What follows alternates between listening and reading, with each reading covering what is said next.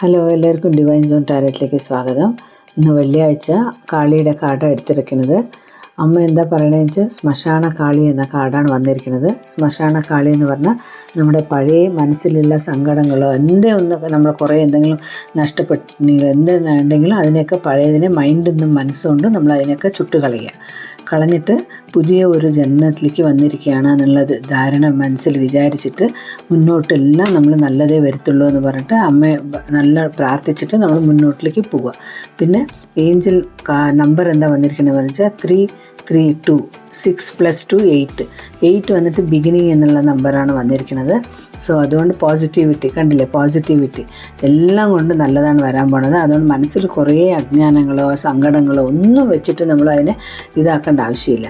പിന്നെ ഇനിയൊരു കാര്യം എന്താണെന്ന് വെച്ചാൽ മനസ്സിൽ നമ്മൾ എന്താ ഒരു സന്തോഷമായിട്ട് എന്തെങ്കിലും ചെയ്യണമെന്ന് തോന്നിയിട്ടുണ്ടെങ്കിൽ അത് വീട്ടിലുള്ളവരുടെ അടുത്തോ ഫ്രണ്ട്സിൻ്റെ അടുത്തോ അത് പറഞ്ഞിട്ട് ഷെയർ ചെയ്യൂ. അപ്പോൾ നമുക്കൊരു ക്ലാരിറ്റി കിട്ടും. അങ്ങനത്തെ ഒരു ക്ലാരിറ്റി കിട്ടുമ്പോൾ നമുക്ക് എന്താ ചെയ്യേണ്ടതെന്നുള്ളത് മനസ്സിലാവും. മനസ്സിൽ തന്നെ വെച്ചുകൊണ്ടിരുന്നിട്ടുണ്ടെങ്കിൽ ഒന്നും മനസ്സിലാകാൻ പോകുന്നില്ല അല്ലേ. അപ്പോൾ ശരി, അങ്ങനെ എന്തെങ്കിലും ഒരു ചിന്തയുണ്ടെങ്കിൽ ചെയ്യണമെന്നുണ്ടെങ്കിൽ അങ്ങനെ ആലോചിച്ച് നോക്കൂ. പിന്നെ അമ്മ എന്താ പറയണതെന്ന് വെച്ചാൽ എല്ലാം സറണ്ടർ ചെയ്യുക. മനസ്സിൽ എന്തുണ്ടോ അമ്മയുടെ അടുത്തൊക്കെ സറണ്ടർ ചെയ്യുക, അമ്മ നോക്കിക്കോളും. സോ നിങ്ങളൊന്നും കൊണ്ട് വിഷമിക്കേണ്ട ആവശ്യമില്ല.